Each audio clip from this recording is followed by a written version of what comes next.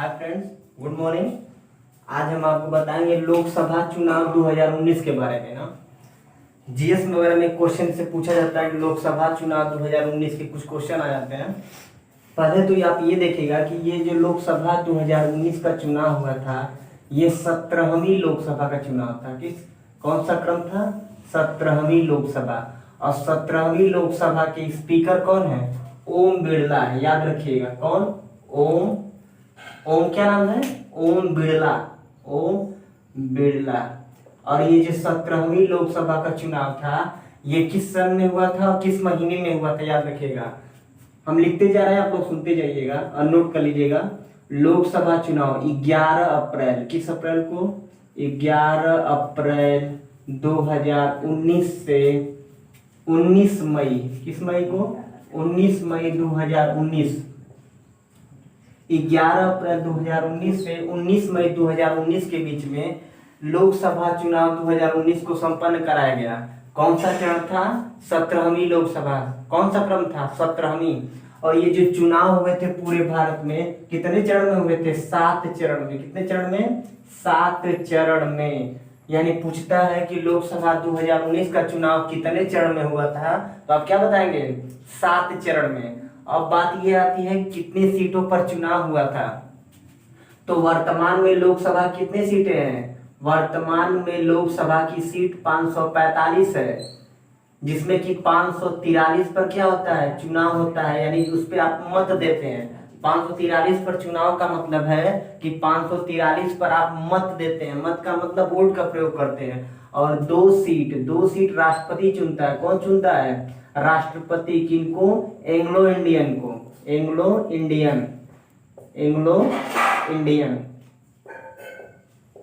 यानी 543 पर चुनाव होता है। लेकिन ये जो लोकसभा चुनाव 2019 का था, यानी 2019 में 542 सीट पर ही चुनाव हुआ। क्यों?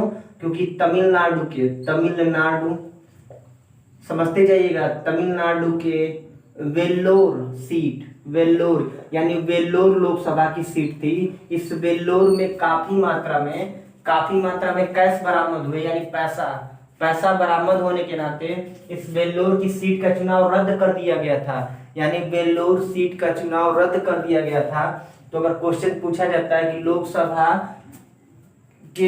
लोकसभा 2019 के चुनाव में कितने सीटों पर मत हुआ, तो कितना बताएंगे? 542। क्यों? क्योंकि एक तमिलनाडु के वेल्लोर सीट पर चुनाव रद्द कर दिया जाता है। क्या कर दिया जाता है? रद्द कर दिया जाता है। फिर बात यह आती है कि किस पार्टी को कितने सीट मिली, तो आप याद रखिएगा बीजेपी को, भारतीय जनता पार्टी, कितनी सीट मिली थी? 303। और एनडीए यानी बीजेपी के साथ जो गठबंधन का दल होता है, जो जिसके साथ गठबंधन किए रहते हैं, उन सारे घटक दलों को मिलाकर क्या बोला जाता है? NDA, national democratic aliens. अब इसको कितनी सीट मिली थी? यानी बीजेपी प्लस जो गठबंधन था ना, बीजेपी प्लस गठबंधन की जो होता है, उसको क्या बोला जाता है? एनडीए को कितनी मिली थी? 355। कितनी सीट? 355। अगर कांग्रेस को देखा जाए, किसको?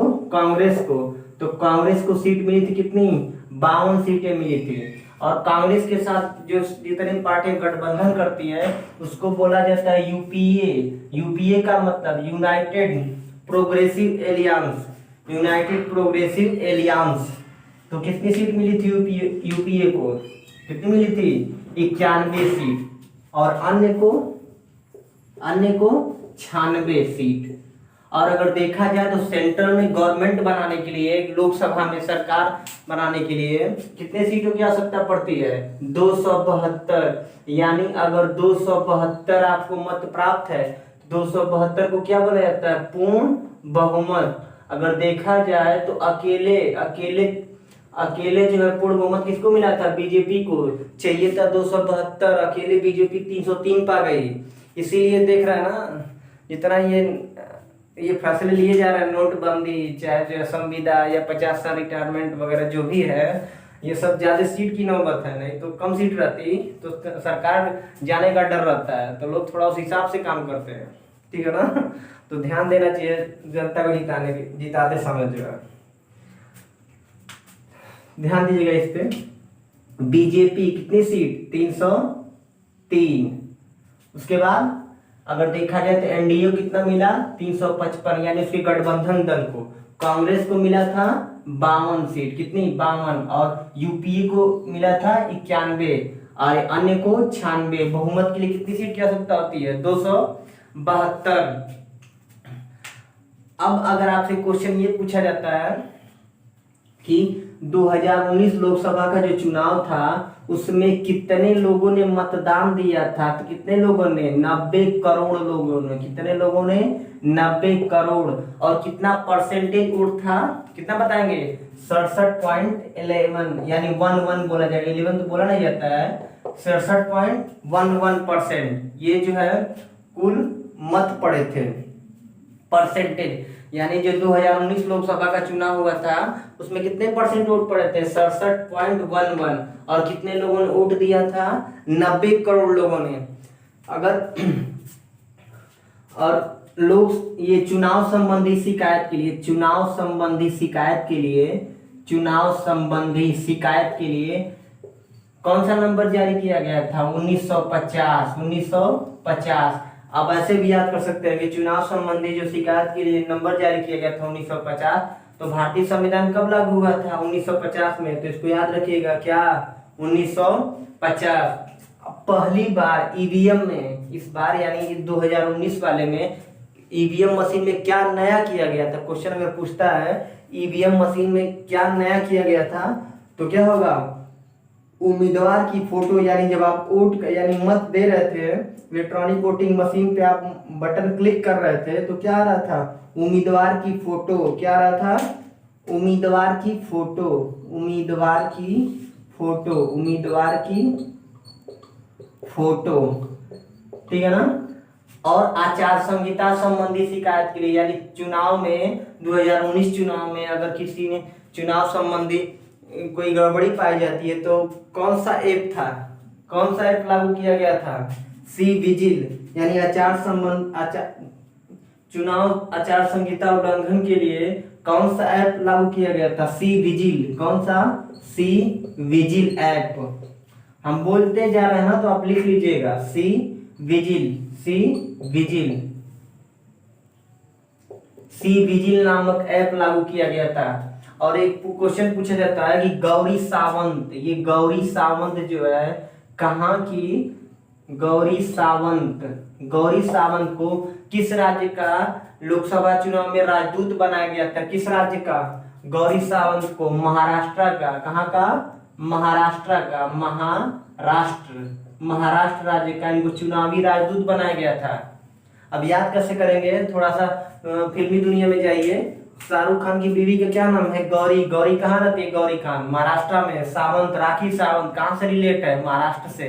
तो आप ऐसे याद रखिएगा कि गौरी सावंत, यार ये दोनों नाम तो हम महाराष्ट्र में सुनने हैं, यानी महाराष्ट्र की, यानी गौरी सावंत कहाँ की राजदूत बनाई गई है लोकसभा चुनाव में? महाराष्ट्र की। कहाँ की? महाराष्ट्र की। दूसरा सना दुआ। सना दुआ नाम की एक महिला है जिसे कहाँ का ब्रांड एम्बेसडर बनाया गया लोकसभा चुनाव में? जम्मू कश्मीर का। जम्मू कश्मीर का, यानी सना दुआ को जम्मू कश्मीर का क्या बनाया गया है? ब्रांड एम्बेसडर चुनावी। अब इसको ऐसे याद रखिएगा, आप अक्सर देखते होंगे पूरे भारत में अगर आतंकवादी घटनाएं अगर कहीं अधिक होती है तो कहाँ होती है? जम्मू कश्मीर में। तो आप दिमाग में ये लाइएगा कि दुआ करिए कि जम्मू कश्मीर में क्या हो? आतंकवादी घटनाएं कम हो जाए, उससे लोग ज्यादा ना मरे, यानी मृत्यु कम हो जाए उसकी वजह से। तो दुआ करिएगा कहाँ आतंकवादी घटनाएं कम हो? जम्मू कश्मीर में। तो याद हो जाएगा यार, जम्मू कश्मीर के लिए क्या करना? दुआ करना है कि वहाँ के लोग क्या हो? कम मृत्यु हो, जो है ना मृत्यु दर कम हो जाए। तो दुआ दुआ दिमाग में रखिएगा, कहाँ के लिए होगा? जम्मू कश्मीर राज्य के लिए। अगला पॉइंट ध्यान दीजिएगा, 2019 लोकसभा चुनाव में पहला मत, 2019 लोकसभा चुनाव में पहला मत किसने दिया था? सुधाकर नटराजन ने। किसने दिया था? सुधाकर नटराजन। आईटीबीपी के जवान है। किसके? आईटीबीपी के जवान थे सुधाकर नटराजन। सुधाकर नटराजन। सुधाकर नटराजन ने पहला मत दिया था, यानी सुधाकर नटराजन ने क्या किया था उस चुनाव में, लोकसभा 2019 के चुनाव में सुधाकर नटराजन ने पहला मत दिया था। क्या दिया था? पहला मत का प्रयोग किया था। अगर पूछा जाता है कि 2019 लोकसभा चुनाव में किस जिले में चुनाव संबंधी सारी प्रक्रिया सारी महिलाओं ने मिलकर कराया था, तो क्या होगा? हरदा मध्य प्रदेश। क्या होगा? हरदा। क्या होगा? हरदा मध्य प्रदेश। हरदा मध्य प्रदेश। हरदा नाम का जिला है जहां पे चुनाव संबंधी सारी प्रक्रिया किसने कराया था? महिलाओं ने। आप देखते हैं चुनाव संबंधी कोई क्रिया होती है तो क्या होते हैं? पोलिंग बूथ के लिए लोग आते हैं ना चुनाव, ये सर गवर्नमेंट एम्प्लॉय जो है। लेकिन अगर पूछता है कि कहाँ केवल महिलाओं ने चुनाव कराया था तो क्या बताएंगे? क्या बताएंगे? हरदा मध्य प्रदेश, यानी हरदा मध्य प्रदेश पे चुनाव की प्रक्रिया महिलाओं ने मिलकर कराई थी। उसके बाद ध्यान दीजिएगा, अगर क्वेश्चन पूछता है कि नरेंद्र मोदी ने किसको हरा के, इंपॉर्टेंट क्वेश्चन है कि नरेंद्र मोदी जी ने किसको हरा के लोकसभा चुनाव में जीत हासिल की थी, तो कौन सा होगा? वाराणसी के। किस सीट से? वाराणसी के। वाराणसी से शालिनी यादव सपा की नेता रहती हैं। कौन? शालिनी यादव। शालिनी यादव सपा की प्रत्याशी थी जिनको 4,79,505 वोटों से, कितने वोटों से?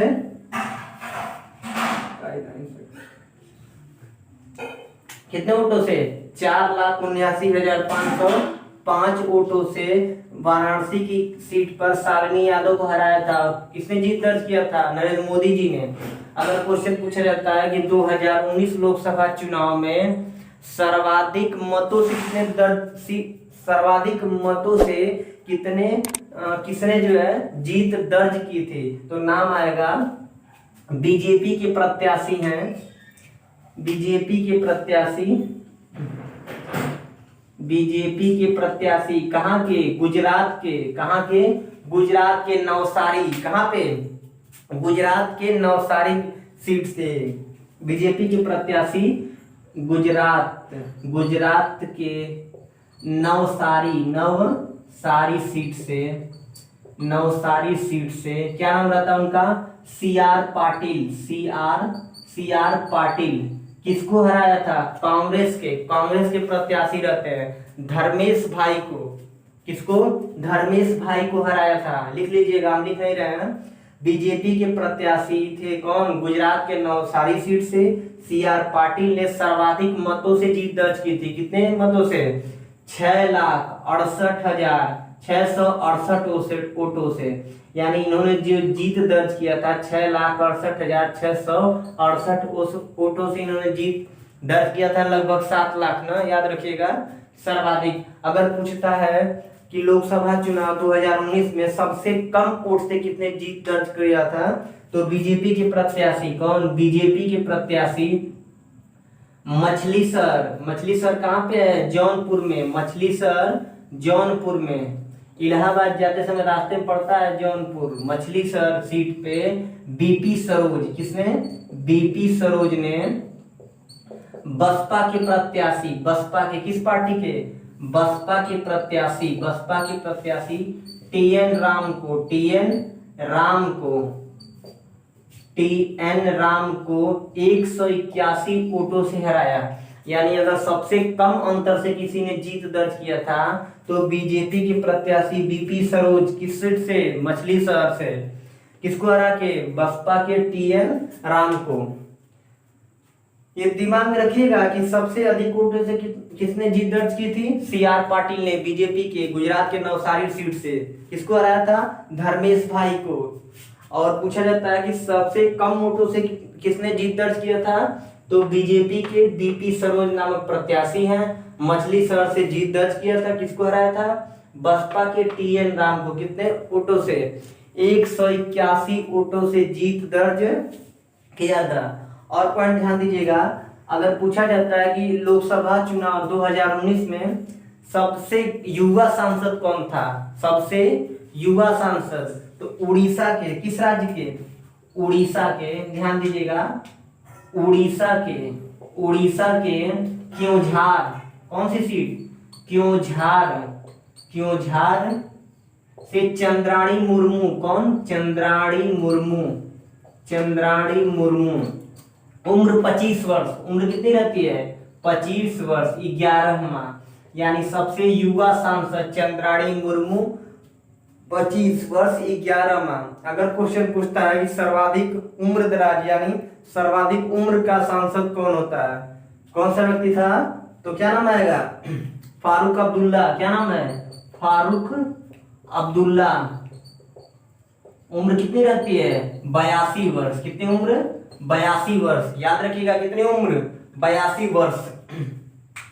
अगर पूछा जाता है आपको कि लोकसभा चुनाव 2019 में किस राज्य की मिजोरम सीट में अब तक कोई महिला प्रत्याशी चुनाव नहीं लड़ी थी, तो ये 2019 में कौन पहली महिला प्रत्याशी थी, तो नाम आता है लालथ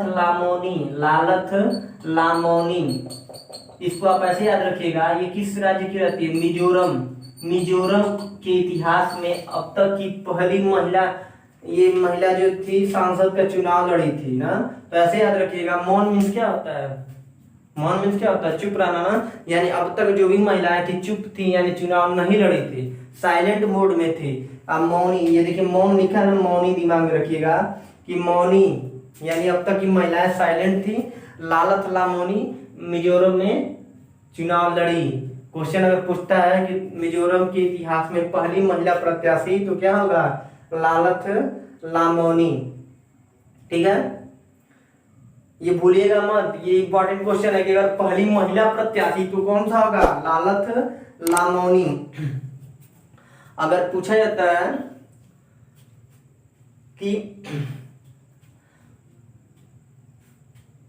सबसे कम वोटों से किसने जीत दर्ज किया था, तो ये रखिएगा चंद्राणी मुर्मू, अरे सॉरी, मछली शहर के बीपी सरोज। चंद्राणी मुर्मू तो सबसे युवा सांसद है, 25 वर्ष 11 माह। एक बार पूरा फिगर देख लीजिए जो बनाया गया है, और जैसे जैसे हम बताएं आप नोट करते जाइएगा। एक बार फिर से रिपीट कर दे रहे हैं, कुछ इंपॉर्टेंट है इसमें। लोकसभा चुनाव 2019 के बारे में, ये कौन सी लोकसभा थी? 17वीं लोकसभा थी।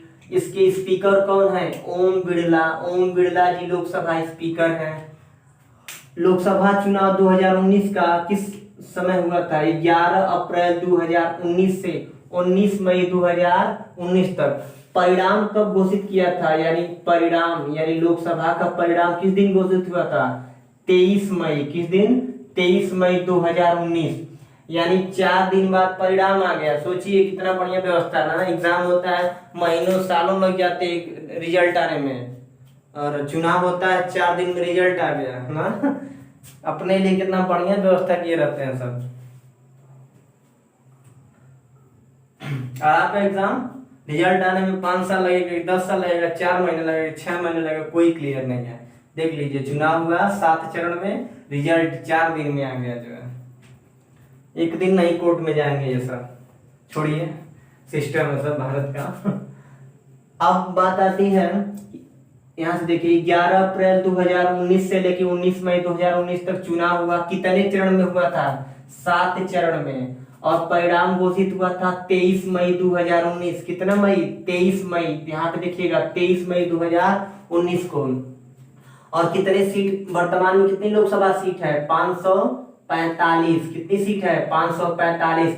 लेकिन चुनाव कितने पर होता है? 543 पे। 2 जो होता है वो राष्ट्रपति मनोनयन करता है, किसको? एंग्लो इंडियन को। लेकिन 2019 लोकसभा चुनाव में कितने पर चुनाव हुआ? 542। क्यों? क्योंकि तमिलनाडु के वेल्लोर, ये वेल्लोर एक सीट रहती है जहाँ पे काफी मात्रा में कैश बरामद होते हैं, तो इसको रद्द कर दिया जाता है यहाँ का चुनाव। तो अगर पूछेगा कितने सीटों पर चुनाव हुआ था, तो 542 आप बताएंगे। उसके बाद आप देखेंगे किसको कितनी सीटें मिली, तो बीजेपी को कितने मिली? 303। और बीजेपी के जो गठबंधन होता है उसको क्या बोला जाता है? एनडीए, नेशनल डेमोक्रेटिक एलियंस को कितनी सीट मिली? 355। कितनी? 355। कांग्रेस को कितनी मिली? 52 सीटें। अब कांग्रेस का जो गठबंधन दल होता है उसको बोला जाता है यूपीए, यूनाइटेड प्रोग्रेसिव एलियंस। तो कितनी सीट मिली? 91। और अन्य को कितनी मिली? 96 सीट। कितनी मिली? 96। और सेंट्रल में सरकार बनाने के लिए पूर्ण बहुमत कितने पर माना जाता है? 272। कितने पे? 272 को पूर्ण बहुमत माना जाता है। और कितने लोगों ने चुनाव में हिस्सा लिया था? 90 करोड़, यानी पूरे भारत की जनसंख्या में 90 करोड़ लोगों ने हिस्सा लिया था। वो कितना परसेंट हुआ? 67.11%। और लोकसभा में पहला मत किसने दिया था 2019 के लोकसभा चुनाव में? आईटीबीपी के सुधाकर नटराजन। आप सोचिएगा ये कि लोकसभा 2019 में किसी ने चुनाव में जो पहला वोट दिया था वो सुधार करने के लिए दिया होगा ना। यानी जैसे 2019 लोकसभा का चुनाव हुआ होगा तो जनता क्या सोची होगी, यार हम सुधार करेंगे और अपने मत का प्रयोग करके। तो सुधार मन में आपके रहेगा तो ये सुधाकर नटराजन बन जाएगा। सुधाकर यानी उन्होंने सुधार करने के लिए वोट दिया था। तो अगर पूछता है कि 2019 लोकसभा चुनाव में पहला वोट किसने दिया था तो सुधाकर नटराजन नाम आएगा ना। उसके बाद इधर आ जाइए, चुनाव संबंधी शिकायत दर्ज कराने के लिए ये कौन सा टोल फ्री नंबर था? 1950, यानी 1950। और 1950 में क्या हुआ था? भारतीय संविधान लागू हुआ था। तो ऐसे याद कर लीजिएगा, चुनाव संबंधी शिकायत वो उससे रिलेट करिएगा। किससे? कि भारतीय संविधान कब लागू हुआ था? तो कब लगा? तो 1950। तो नंबर याद रहेगा 1950। उम्मीद। और इस ईवीएम मशीन में क्या नया हुआ था 2019 के लोकसभा चुनाव में? उम्मीदवार की फोटो आ रही थी। आप वोट देने गए होंगे तो देखे होंगे उम्मीदवार की फोटो आ रही थी ना। यहाँ पे देखिए, चुनाव संबंधी आचार संहिता के उल्लंघन के लिए शिकायत के लिए कौन सा ऐप था? तो सी विजिल नाम का ऐप था। क्या नाम था? सी विजिल, याद रखिएगा। उसके बाद इस पे आ जाइएगा। अगर क्वेश्चन पूछा जाता है कि नरेंद्र मोदी जी ने किनको हरा के अपना जीत दर्ज किया था वाराणसी में, तो सपा की क्या रहती है? सपा यानी समाजवादी पार्टी की नेता रहती है प्रत्याशी शालिनी यादव। कौन सी यादव? शालिनी यादव। कितने मतों से हराया था? 4,79,505 वोटों से। पूछा जाता है कि सबसे अधिक वोटों से किसने जो है जीत दर्ज किया था? तो बीजेपी के प्रत्याशी CR पाटिल 6,68,668 वोटों से इन्होंने क्या किया था? जीत दर्ज किया था। फिर पूछा जाता है अगर कि सबसे कम वोटों से किसने जीत दर्ज किया था, तो बीजेपी के प्रत्याशी रहते हैं कौन? बीपी सरोज। ये बीपी सरोज नाम के प्रत्याशी मछली शहर के जौनपुर से चुनाव लड़ते हैं। किनको हरा के? बसपा के TN राम को। कितने वोटों से? मात्र 181। याद रखिएगा, ये सबसे कम अंतर है, 181। अगर पूछा जाता है कि 2019 के लोकसभा चुनाव में सबसे युवा सांसद कौन है, तो कौन सा नाम आएगा? उड़ीसा के क्योंझार। ये किस पार्टी से लड़े रहते हैं? बीजू जनता दल। याद रखिएगा, किस पार्टी से? बीजू जनता दल। क्या नाम है इनका? चंद्राणी मुर्मू। उम्र कितनी है? 25 वर्ष 11 माह। और सबसे अधिक उम्र के सांसद कौन थे? फारूक अब्दुल्ला, जम्मू कश्मीर से लड़ते हैं ना। कितनी उम्र रहती है? 82 वर्ष। अगर पूछा जाता है कि मिजोरम में पहली महिला प्रत्याशी कौन थी, तो लालथ मौनी। ये दिमाग में रखिएगा कि उससे पहले सारी महिलाएं क्या थी? मौन थी। मौन का मतलब चुप थी। और जो चुनाव लड़ेगा तो क्या माना जाएगा? उन्होंने मौन व्रत तोड़ दिया। तो मौन व्रत किसने तोड़ा था? याद रखिएगा, लालथ लामोनी। मिजोरम की पहली महिला प्रत्याशी क्या थी? मिजोरम की पहली महिला प्रत्याशी। अगर क्वेश्चन पूछा जाता है कि लोकसभा चुनाव में महाराष्ट्र की चुनावी राजदूत किसको बनाया गया? तो याद रखिएगा, गौरी सावंत। कैसे याद होगा? गौरी सावंत का नाम आता है तुरंत दिमाग में आना चाहिए कि गौरी खान शाहरुख खान की बीवी का नाम है। कहाँ की रहने वाली है? महाराष्ट्र।